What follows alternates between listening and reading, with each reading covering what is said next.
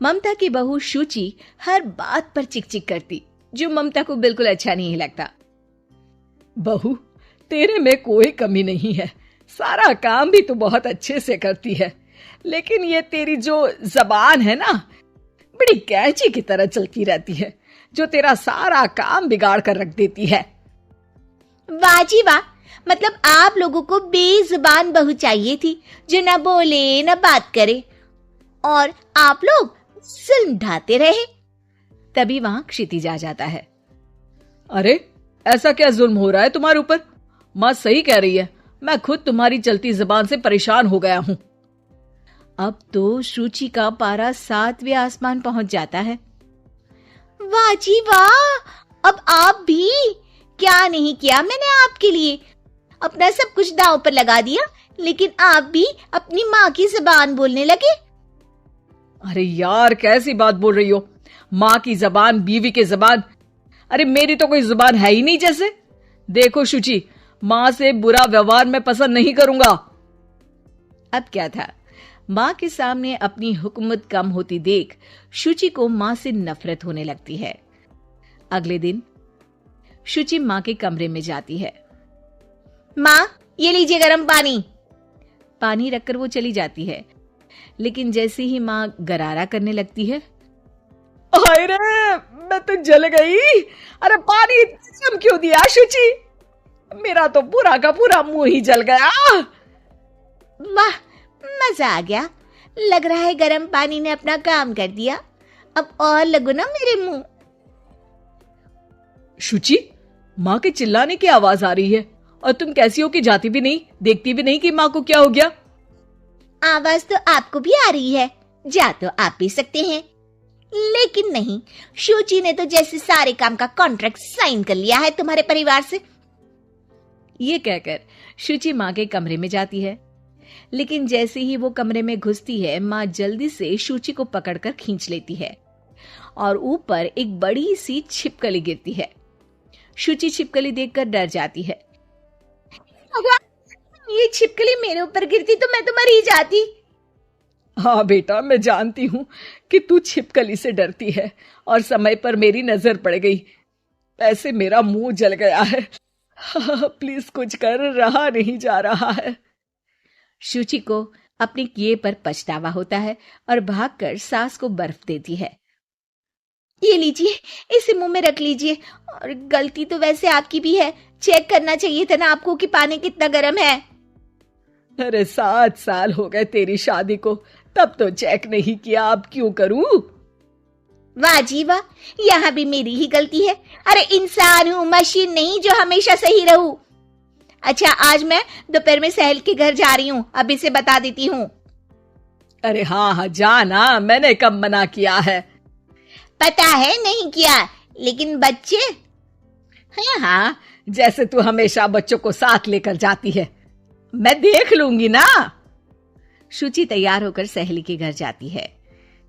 अरे वाह शुचि, तेरी ड्रेस तो बहुत अच्छी है, तू ऐसे कपड़े पहन कर निकलती है तो तेरी सास कुछ नहीं कहती क्या? दूसरी सहेली बच्चा संभालते हुए कहती है। अरे सूची, सही है, तू एंजॉय भी कर लेती है लाइफ को, और बच्चा सास देख लेती है, तेरे तो मजे हैं भाई, मजे। अरे मजे कैसे, जब वो बोलती है ना तो बड़ा ही कड़वा बोलती है। रहने दे, अच्छा चल मैं जा रही हूँ, डिनर भी तो बनाना है ना। शुचि ये बोलकर वहां से चली जाती है। घर आकर देखती है कि माँ बच्चों के साथ खेल रही है। आ गई बेटा? आना ही था ना, खाना कौन बनाएगा? फिर रात होते ही सब चिल्लाने लगेंगे, खाना खाना, और फिर सबको मौका मिल जाएगा ना मुझे कहने का कि मैं सही हूं ही नहीं, खाना भी नहीं बनाती हूँ, और आप तो सबसे पहले बोलेंगी। अब सास को गुस्सा आ जाता है। एक तो सारा दिन तेरे बच्चों को देख रही थी, घर पर किसी ना किसी का आना जाना लगा रहता है, बच्चे घर गंदा करते हैं उसे देखती हूँ। हद है, अब क्या खाने की जिम्मेदारी भी मैं ही ले लूं तो करेगी तू क्या? शुचि को ये सुनकर कुछ ज्यादा ही गुस्सा आ जाता है। बस माँ जी बस, अरे ये तो गुलामों वाली जिंदगी हो गई, कोई फ्रीडम रहा ही नहीं, ऐसा लगता है कि बंद कर रह गई हूँ, घर तो किसी कैद खाने सा हो गया है। मन ही नहीं करता यहाँ रहने का। अब मैं और आप एक घर में रह ही नहीं सकते बस। अरे तो क्या मैंने बांध कर रखा है तुझे? अरे मैंने क्या कर दिया जिससे तुझे ऐसा लग रहा है? और तेरा इतना बोलने के बाद तो मैं खुद ही तेरे साथ नहीं रहना चाहूंगी। लेकिन अब सवाल था कि सासू माँ जाएंगी कहाँ, क्योंकि बहू तो मायके चली जाती है, लेकिन सास कहाँ जाए। तभी क्षितिज आ जाता है। उसे भी सारी बात का पता चलता है। वो माँ को समझाता है, लेकिन वो मानती नहीं और ना ही शुचि मानने को तैयार। दोनों की लड़ाई में माँ का सामान पैक हो जाता है। माँ अब कहाँ जाएंगी? मैं भी अपने मायके जाऊंगी। माना मेरे माता पिता नहीं रहे, लेकिन भाई भाभी से भी तो मायका होता है ना। और सास निकल जाती है मायके। बस फिर क्या था, शुचि सुबह सुबह गर्म पानी लेकर माँ के कमरे में जाती है, लेकिन वहां माँ नहीं होती। हाँ, चलो अच्छा है, अब ये रोज रोज के काम से तो बची। ये कहकर वो कमरे में जाती है जहां अक्सर माँ बैठी रहती थी।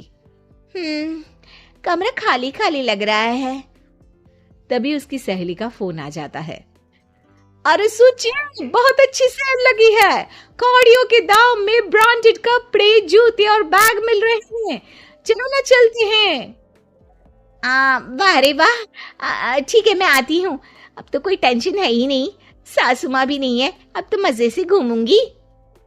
अरे मजे से तो तू पहले भी घूमती थी, लेकिन सास नहीं है तो बच्चे कौन देखेगा? और तुझे तो पता है ना, मॉल्स में बच्चों की एंट्री बैन है कोरोना के कारण। अरे तो फिर कैसे आऊंगी मैं?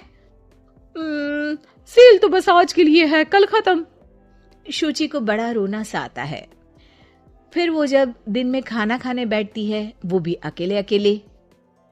अकेले तो कोई खाना भी नहीं खाया जाता, मैं नहीं खा रही माँ के बिना। शाम को क्षिति जाता है तो शुचि जोर जोर से रोने लगती है। अब क्यों रो रही हो? क्या हुआ? माँ को घर से निकालकर शांति अभी भी नहीं मिली तुम्हें? नहीं, मैं माँ के बिना नहीं रह सकती। ना कोई बताने वाला है कि मैं कैसी लग रही हूँ, ना ही कोई समझने समझाने वाला। मैं माँ के बिना नहीं रह सकती, चलो माँ को ले आते हैं। अरे वाह, ऐसा शायद पहली बार होगा कि बहू रूठी सास को मायके से लेने जा रही है। दोनों सास को लेकर घर आते हैं और अगले दिन से फिर वही शुरू।